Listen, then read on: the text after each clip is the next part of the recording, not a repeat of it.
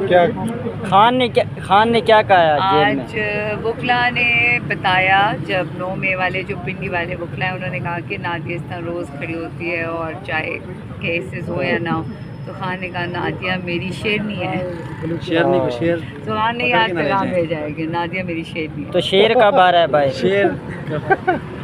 शेर तो अंदर भी बैठ के हुक्मरानी कर रहा है और बाहर के जो बैठे हुए लोग हैं वो डरे में हैं, लेकिन आपने घबराना नहीं है।